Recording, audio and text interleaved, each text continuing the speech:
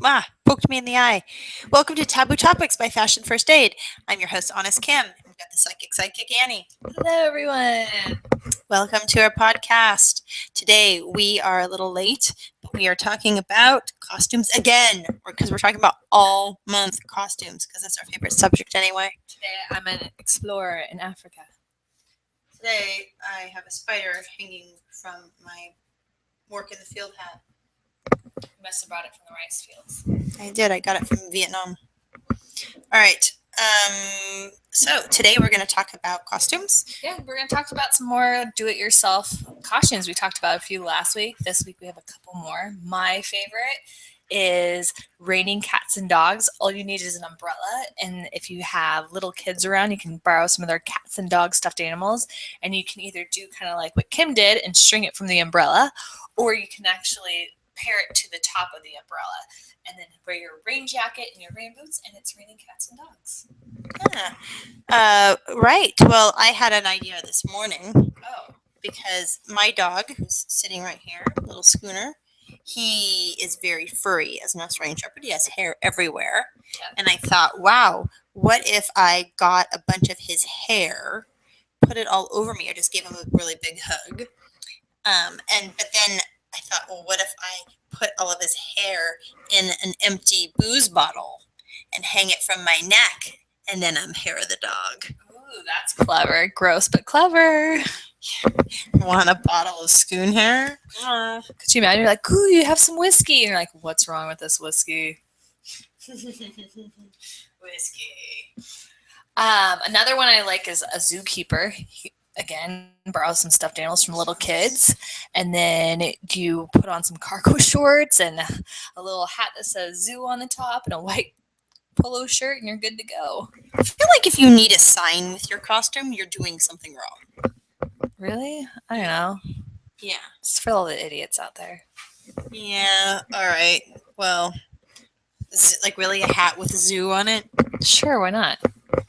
Okay. All right. And let's see. So that's three good ideas, right? Yeah. Again, for like the umbrella, you could use fashion staple to sew the animals onto the umbrella. Or attaché, that's easier. You just like... punch in a hole. Yeah, that would be good. For your costume, we could use quick fix sticks all over your body. Yeah, nothing like a little adhesive to get more hair stuck to you. Gross. Any other tips, Kim, you think, for those costumes? For your zookeeper, you would probably need a safety pin to safety pin the word zoo on you. Or you could use double-sided quick fix sticks and just stick it to the hat. Yeah, still not a fan of that. Great. Well, that was not so exciting, but we've got more next week. We're saving the best till last. Yeah, we are. Well, and even next week, I know we might keep saying this, but we're going to make a DIY costume on the air. We are, and next week we'll be wearing different hats, too. And next week we'll be in Idaho. Woo woo. All right, so let's give our... All right, so Kim, I'll explain it to you, and then you tell me which one you prefer. So option A is Stephen Collins from Seventh Heaven. He is the preacher dad. I know Kim doesn't watch Stephen, sorry, whatever his name is. Stephen Collins. He's also with the STEPHEN, whatever. Anyway, so he basically has come out with molestation charges because in his legal documents from his divorce, he admitted to it. Everyone's all about. Who was he molesting? Little kids, girls, underage. Oh, girls. It was actually one of my good friends did the dude on the show, Barry Watson. That's different dude. No, different, but same show, right? Correct. Yeah. He wasn't the father, he was the teenage son. Yes. So that's one nomination. So that just came out in the news today, all the celebrity sites and everything.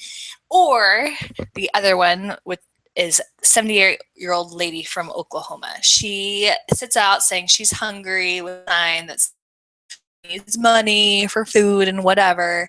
And so this guy every week sees her, gives her money, And then one day he just happened to be at a gas station, saw her leave the corner and get in her 2013 Fiat and like start to drive away. And so he ran up to her. He's like, "Hey, stop." He's like, "Are you kidding me? You're driving a Fiat and I'm giving you money every week." He's like, "Sometimes I go without eating just so that you can eat, because take care of your elders and things like that." And so he's very livid. And so I can kind of relate, because I had busted him because I found out he came to my gas station every week to try and get money and scam people. So I don't think it's really fair saying, "Hey, I'm hungry," and just sitting out on a corner when you're like driving a nice car. Because obviously you have some type of money. I mean, what's that? Do you think she was bored? Well, I guess her grandchildren posted in her defense she does have a panhandling license. Whatever that means. Excuse me? Baking powder? Like what? How do you get a license to panhandle? I have no idea. It's an Oklahoma thing, I guess. Do you think we can get a panhandling license? That would make some good cash. But anyway, so be careful who you give your money to, folks. Because there's a lot of nice people out there sacrificing their money for people that think they're less fortunate. And I just think it's kind of a dick move to mislead people thinking that you are penniless, going hungry, and whatever. Well, I mean, we've got an admitted child molester and a woman who panhandles. I'd give it to option A.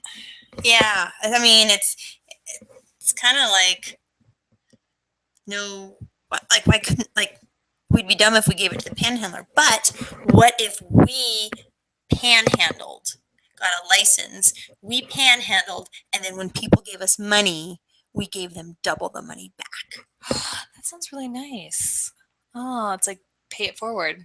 It's like, thanks for giving money to us. We don't actually need it, so we're going to give you back money. I like it. That makes fun. But there's no lesson learned. No. Because what are they going to, so if they give us $5, we give them $10. What do you think they'll do with the $10? Spend it on booze. And that's why I don't give money to And then we're out another $5. Anyway, I think that idea needs some work. All right. So Dick of the Week award goes to Stephen Collins. I can't say that. Stephen Collins. Stephen Collins. Dick. Next week, I get it. All right. Let's move on to the Psychic Sidekicks prediction. I love this part. Who are you going to predict for? Me? I don't know. I don't know who I'm predicting for, but I'm using the bubbles of this beer to tell me what is going on in people's lives. So things look like they're slowing down. Look at this. See the bubbles and how they're not like chaotic. They're just going up, but at a slow pace. Spider's thirsty. Oh, yeah. Anyways, it's life slowing down a little bit, but you still need to stay focused and concentrated. I see a guy in your future, whoever you are. So be open to love for the month of October. Elena, you now have permission to go about the country and date people. And your lucky numbers are 5, 17, 24, 64, and 8.